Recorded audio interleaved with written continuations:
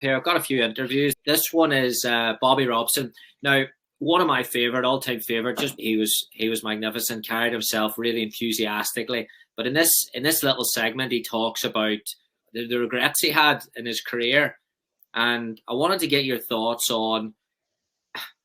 Again, you've kind of touched upon it there, but if you met a Bobby Robson midway through his career and he was going in this direction, like if you had a coffee with him, how would you help him? Yeah. So here's the clip. If you just, Candice, put your audio off. And then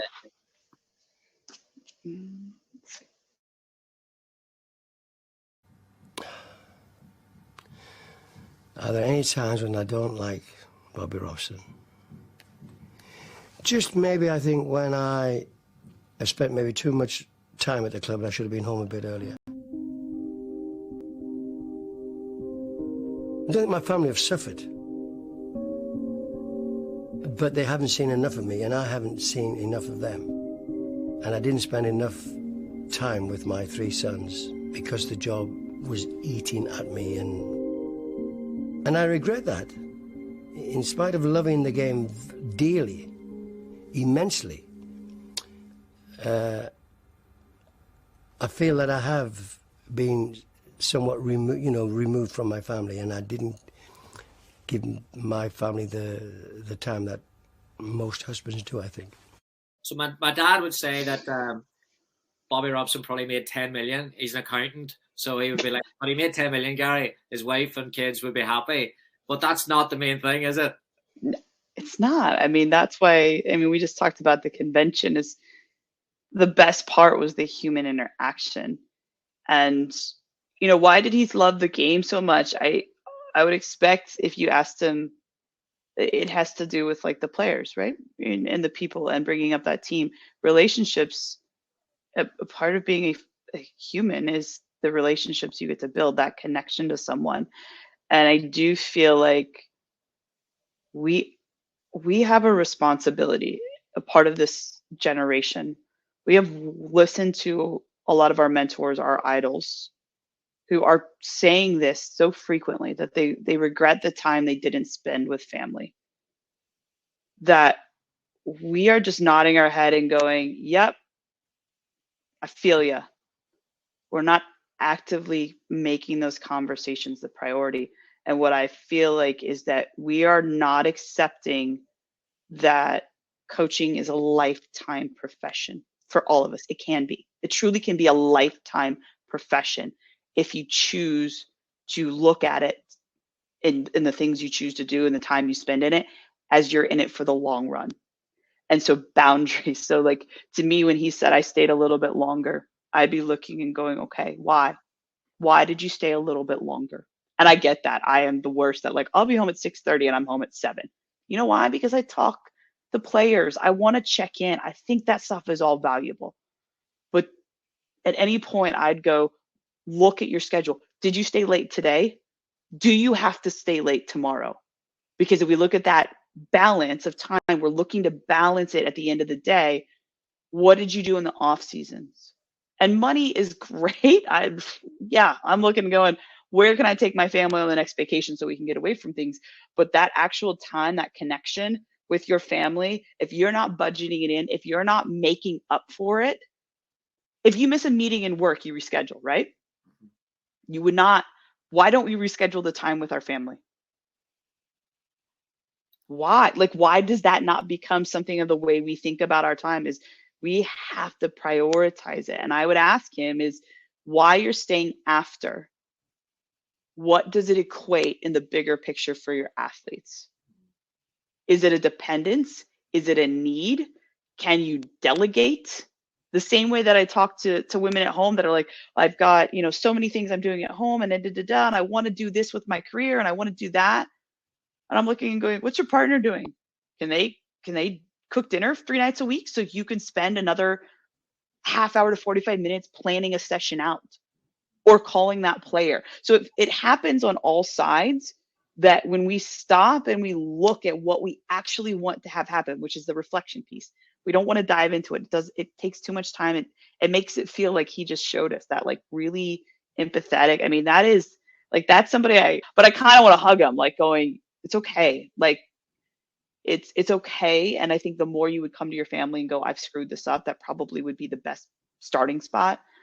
But at the end of the day, if you are sharing your intentions, you're rescheduling the time when you screw it up and you reschedule because it means something to you, it matters to you. And then you truly take the time to go, am I doing what I want in the moment for the people I want, for myself? And what if I'm lacking somewhere? Where can I make it up? Because I'm taking intentional time to reflect and talk about the things I am doing and the things I'm not doing and creating plans out of that. We're just spinning so much. And that sucks because we have a phone that can contact us 24/7. People can reach out to us 24/7. And you do feel so accessible, and you really have to create those boundaries and those time management skills to know where you want to go. And if you're not, you're going to spend, a lot of time regretting what you missed out on. I've got friends that have found love and they're scared to death. They're coaches and they found love and they're unsure if it could actually work. And that's really hard to see a friend who loves somebody, but they're scared because they're a soccer coach if it could work. That's a really hard conversation to have. Emma Hayes, you talked about her at the start. It's about a minute. I want your takeaways on this. What you think is valuable, powerful. I don't want to spend time resenting or regretting I've spent too much time with them and too much time with him. That I've figured out what works for me. I know now that when a game ends on a Sunday, I don't sleep. So on the recovery day, when we do Monday, I take off and I take the Tuesday off. But on the Monday, I spend time watching the game in between playing. And then on a Tuesday, I spend my time with my son doing bits and bobs. But I still get the little in-between periods because I actually live quite far from Cobham. I do lates on Wednesdays, long days Thursday, short of Friday. Saturday, I take him to work with me for the players and for me, because otherwise I'll be crying. I miss him too much. It hurts me too much. So to take him to work and watch him with the girls, this gives me great joy. I used to take him to games on away games, but only when we're on the train. The bus is just too awkward now, and I accept that. And I actually struggled to do the job when I took him with me, unless the nanny was with me. It's a constant battle. It's one I haven't mastered. It's one that post-lockdown, I won't compromise on the things that really, really matter. And I'm adamant I will not miss those big moments, the first school assembly, the first day at school. I'm no football. Not going to compromise it. Family is the most important thing in the world. No, I remember that moment because that was just one of those that, as someone who wants to be so good in this game, like I truly want to be a coach that I am proud of, that I feel is an impactful and level wise. That comes with different pressures. Let's not, sugarcoat that. There are different pressures. Absolutely. Emma Hayes has, as I have to the Casey Courage. Pressure is at the end of the day. But the thing that I go back to is listen to the time management. She just laid out the week for us. That did not take Emma just suddenly waking up to having a child and going, okay, this is what the schedule will be. It took reflection. It took her going, this is what's important to me. Her going, I miss my child and I cry. That's real life. Like we need more people talking in that way. So she just proved what time management looks like, and her creating a schedule that fits the ideals of Emma as a coach, Emma as a person, and Emma and her relationships and the life that she wants to live. I think those were the things that really stood out to me. I think the word regret and guilt are way too common in this profession as the reason they leave the game. And I really, really talk about the fact that as people that are in leadership roles, whether that's, leading a club, leading a college program, leading whatever you are, you have this responsibility that when people are coming and talking about regret or guilt, that you acknowledge, you empathize, and then you try to support with resources and relatable mentorship. And I think that relatable piece is really important. We don't just have one mentor. We have lots, right? We have lots because there's lots of pieces to us. And those relatable mentorship components give us ideas on how to manage the guilt, how to manage that there is already regret. Like I have absolute regrets for the things I've missed from my children. I also have absolute regrets to jobs I didn't take that I wondered what would be happening right now if I didn't choose family over. Yeah, it happens on all sides of it. But I think the part that we have to be really cognizant of is that we've just now heard legends talking about that time with family. And you heard from one who felt like he didn't do enough to one saying, I'm not going to let this happen. And the fact that she takes him to work at times, that role modeling. I love when I see the dads with their kids afterwards. I love when I see the moms. I get Emma saying, I have to have certain support systems because I don't feel like I do my job as well. I was adamant in my coaching career. My kids were never on the sideline with me. Some are. I don't see it as a positive or negative. I'm not judgmental of people that have their kids on the sideline. The value I had in my need and my skill set for what I wanted to be as a coach is that my priority and my eyes are here, which then the sacrifices of my kid behind me if I can't watch them. That's just the values that I have, the principles that I had. So sometimes I would lose money, Gary, in the beginning days. I paid more for babysitting than I would be paid to be coaching at the match. But I loved it. I was a better mom because I coached that match. I was a better partner because I coached that match. And so I had to wrestle with those values. And I think for her to say, I bring them to the game, I see the kids interact. I also think that's a value that these young boys, I've coached boys. I love coaching boys. And they are so wonderful when they actually get their head wrapped around, I'm a mom and a coach. And I'm just coach sometimes. And then they ask me how the kids are. I think that's great. I think young men seeing women in roles of influence and power outside of the home is something that's really valuable. And so I contribute all of that to something that we role model for our youngest kids and our youngest players, as well as, think about the young men and women that are about to change their identity from player to something else, whether they're in the pros, whether they're collegiately, whenever that player identity switches to something.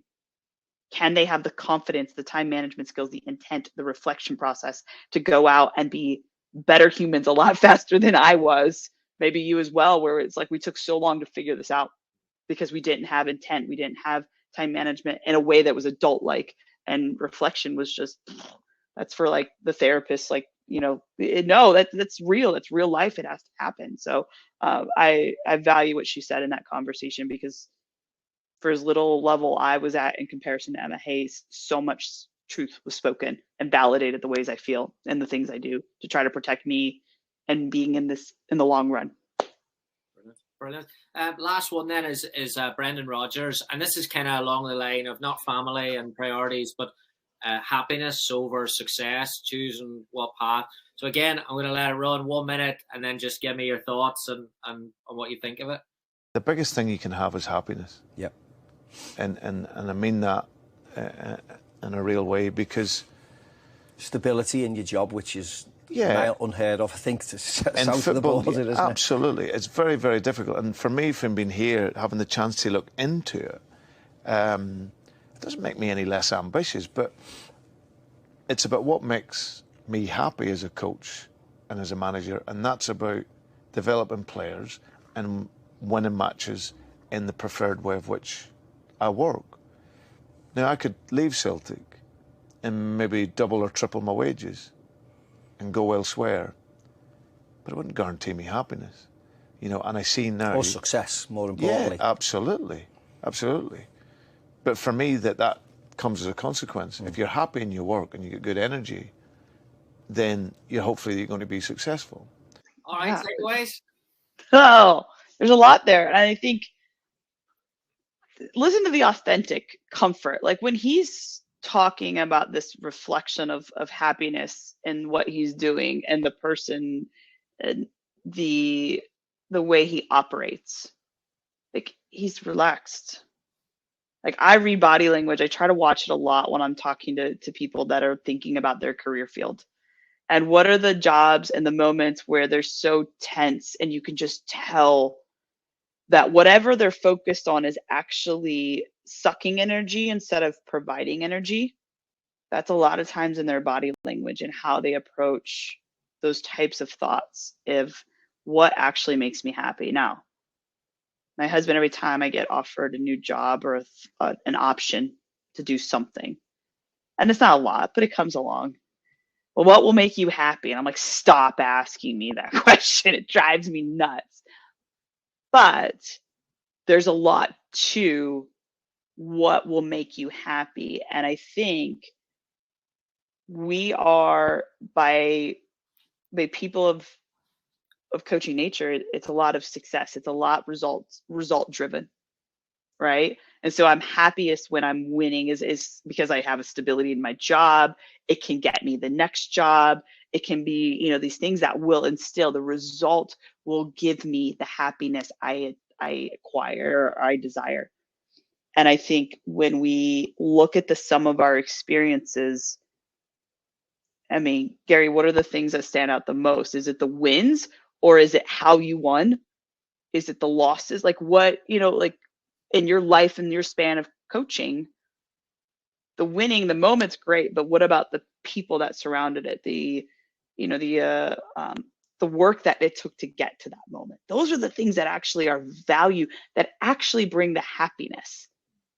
That I think when we're looking, again, the reflection piece, what does happiness look like for you? Ideally, what does it look like in your career? And he was really frank and honest, could be making a lot more, but the way he values who he is and the abilities that he has within Celtic gives him that personal and lifestyle that actually makes him very happy, that then produces results.